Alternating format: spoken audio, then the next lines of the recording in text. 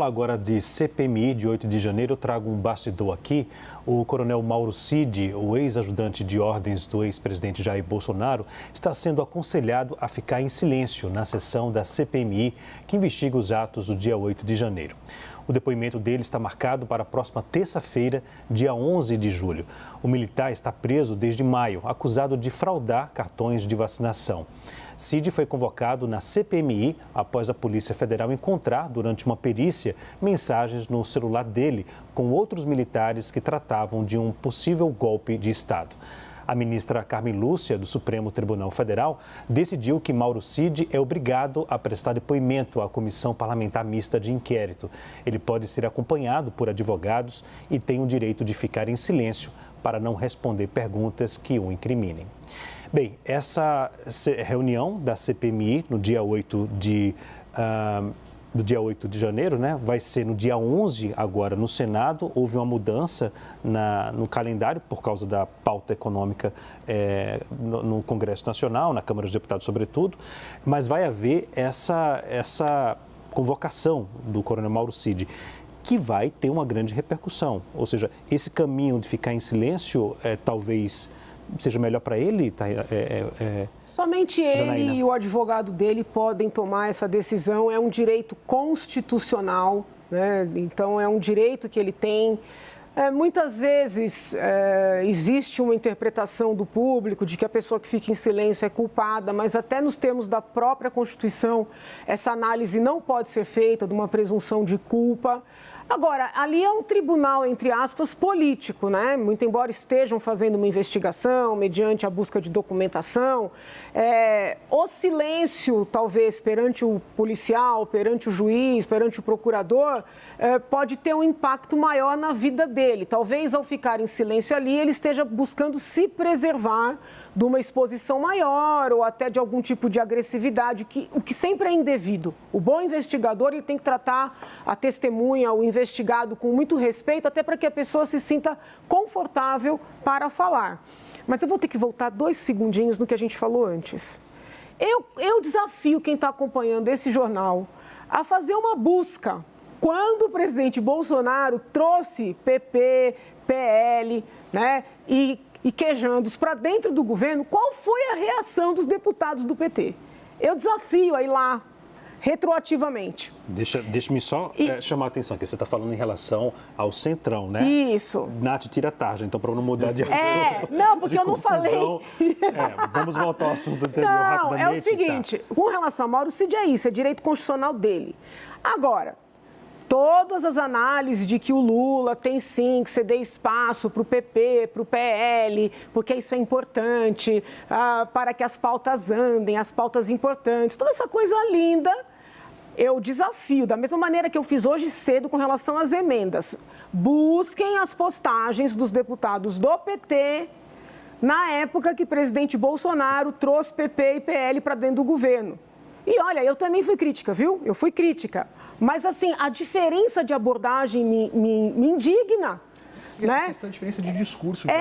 Não, mas é que o Lula nunca negou a política. O presidente Lula sempre admitiu a possibilidade de atrair esses parlamentares, esses blocos para o governo. O presidente Jair Bolsonaro foi eleito, né, em 2018 exatamente nessa esteira de falar que era contra a velha política e contra aquele toma lá da cá, etc. E quando ele se vê em crise com problema de governabilidade, aí sim ele traz esses parlamentares do Centrão. Mas ainda assim, podem dizer, olha, a abordagem poderia ser, olha, ele se rendeu a uma situação, ele percebeu. Não, foi pancadaria.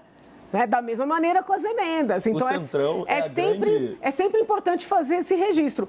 E eu também queria saber do ministro Padilha se é coincidência ele lançar a nota da troca da ministra, né, pelo deputado no dia de ontem, no momento da votação. Não pode ser.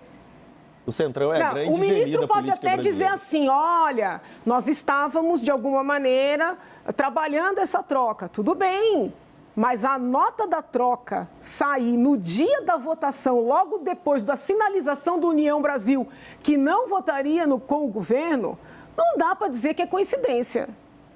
Leandro, o Centrão é a grande genie da política brasileira. Ninguém quer aparecer junto com o Centrão, mas todo mundo, quando é necessário, sabe onde buscar os votos. Jair Bolsonaro odiava e gostava do Centrão, a esquerda odiava e gostava do Centrão. É aquela pessoa com quem as pessoas não querem ser vistas perto, jantando, mas no momento de necessidade sabem onde buscar, porque os votos vêm, né? O Centrão entrega os votos. Mas eu quero aqui fazer um registro. Os escândalos não acontecem só com os partidos do Centrão. E temos pessoas boas e pessoas corruptas em todas as siglas. Claro. Então, tem que tomar esse cuidado, porque criou-se, né, essa coisa de que, não, tudo que não presta é do Centrão. Peraí, vamos olhar os escândalos que já estão registrados e comprovados. Não é bem assim. Vamos voltar ao assunto anterior. Nath, pode mudar a tarde, por favor? Desculpa. Tudo bem. Vamos avaliar o seguinte. Na semana que vem, no dia 11, vai haver essa reunião na CPMI, né? A convocação do coronel Mauro Cid, mas depois vai haver o recesso e a CPMI não vai funcionar. Eu vou começar com a Tainá. Tainá, CPMI perde fôlego durante esse mês?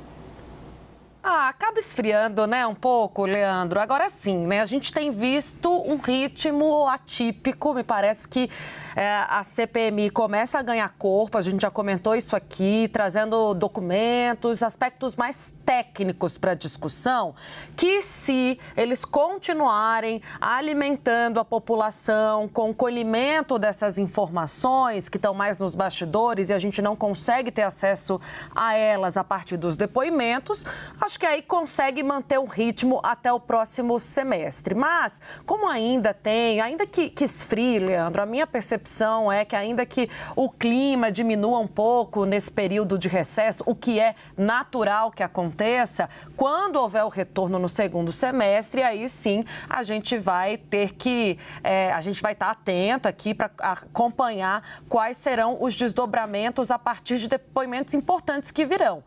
Tem muita coisa ainda para vir, a CPMI está fazendo uma ordem cronológica dos fatos, personagens importantes estão vindo a público prestar seus depoimentos, então acho que tem ainda muitos elementos importantes que, se encaixados nos lugares certos, podem dar uma ideia geral melhor do que aconteceu naquele 8 de janeiro. Eu confesso que eu estou um pouco mais otimista com essa CPMI, agora que ela começa a demonstrar elementos mais técnicos e trazê-los a público do que no início, quando foi tratada como a CPMI do circo, uma comissão feita apenas para a bancada digital ou para aqueles deputados que gostam de like, que gostam de estar na internet aparecerem. Acredito que quando começa a trazer ali os elementos no papel, como a gente viu, sobre os danos causados aos prédios públicos, o negócio começa a ficar mais sério. Então,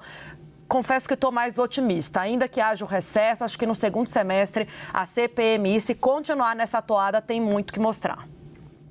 Janaína, será que perde fôlego? Concorda com a leitura da Tainá? Sim, concordo com Tainá. Tem que lembrar que o parlamentar, existe o recesso é do plenário. O parlamentar não tem férias, né? O recesso é do plenário. Nada impede que o parlamentar faça uma viagem também, mas assim...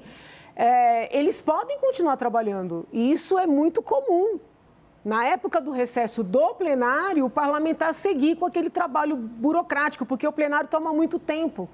Então, eles podem continuar, os assessores podem continuar, quem sabe até, né, consigam buscar mais provas, mais elementos nesse período. Eu não vejo problema, não. Pode até ganhar força, depende da vontade dos próprios parlamentares. Magno? Eu fico curioso, Leandro, para ver se essa composição do governo com o Centrão traria alguma diferença na CPMI. Haveria ali alguns parlamentares do Centrão que certamente são um pouco mais simpáticos aos manifestantes e outros um pouco menos simpáticos. Eu gostaria de ver se a aproximação oficial do governo com o Centrão, inclusive trazendo parlamentares que eram, durante o governo passado, mais próximos do governo do ex-presidente Jair Bolsonaro, se isso trará alguma diferença na dinâmica da CPMI.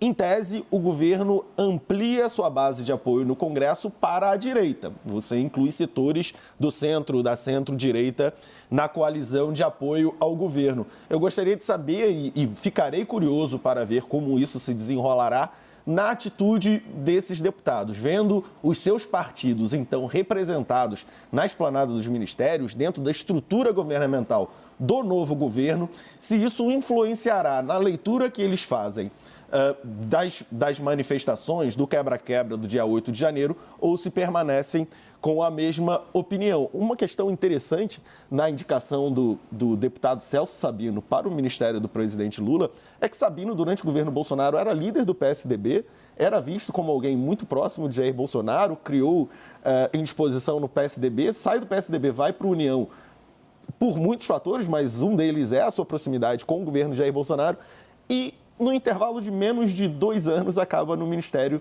do governo Lula. Eu acho que é uma lembrança a todos nós de como a política brasileira é dinâmica e como a polarização que a gente vê na sociedade não se estende exatamente a todos os políticos profissionais.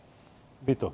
Leandro, eu acho que a CPMI ela tem, na verdade, duas frentes, né? Uma delas é puramente política, exatamente esse jogo de cena que parlamentares usam para aparecer e para fomentar suas bases, realizar agora cortes na internet.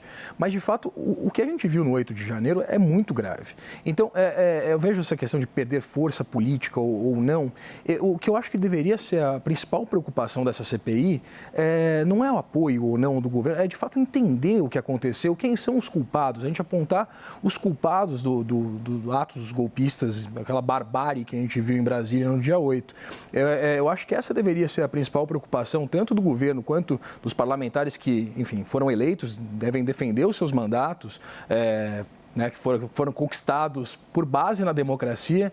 Então, eu acho que a principal preocupação e a atenção da sociedade brasileira deve ser se a CPMI ela vai apresentar dentro da investigação o que de fato aconteceu, quem são os culpados por esses atos, né? E para que esses culpados, para essas pessoas que forem apontadas sejam responsabilizadas. Entendo, né, direito sim do Mauro Cid permanecer em silêncio, mas seria muito bom que a gente ouvisse o ajudante de ordens do presidente para que a gente tivesse uma clareza maior do que de fato aconteceu naquele dia. Janaína, é lógico que é de interesse da base do governo ter o coronel na CPMI. Mas é interesse da oposição, que acredito que vai acontecer isso depois do recesso parlamentar, a presença do general G. Dias. Então, você avalia aí que esse tempo que a CPI não vai funcionar lá no Senado, isso vai esfriar um pouco, não? Eu entendo que não, porque as muitas omissões que houve, né, de lado a lado, elas são o principal objeto de investigação da CPMI. Porque, entre aspas, né, os crimes, os ilícitos por ação já estão sendo largamente investigados pelo STF, PGR e Polícia Federal. Esses mesmos órgãos só estão investigando, até onde nós sabemos, as omissões de um lado. Por que se justificou a CPMI? Para apurar também as omissões do outro lado, né? Apurar se efetivamente houve omissão e que modalidade de omissão. Foi culposa? Foi dolosa? Então, não tem como a CPMI deixar de ouvir General G. Dias, que era ministro do presidente Lula, e outras pessoas ali a ele relacionadas, porque, a bem da verdade, na medida em que a CPI ou CPMI é instrumento da minoria e foi solicitada num primeiro momento pela minoria ou pela oposição, este é o foco da CPMI. É muito importante que isso fique claro. As omissões daqueles supostos apoiadores, né, das autoridades supostamente apoiadoras do ex-presidente, já estão sob apuração dos órgãos competentes, PF, PGR e STF. As ações, né, nós temos uma série de pessoas presas, processadas, fatalmente serão condenadas, né? Tudo sinaliza para as condenações. Agora, as omissões do governo atual, estas não estavam, a princípio, sob investigação. Graças à sua reportagem, ganhou força a ideia da oposição pedir essa CPMI, que foi instalada. né? A relatora e mais o presidente abriram o âmbito, estão investigando tudo e é um direito dos parlamentares. Agora, não tem como fugir de apurar uma suposta possível omissão do lado do governo atual. Entendo que terão que ouvir General G. Dias e também ministro Dino.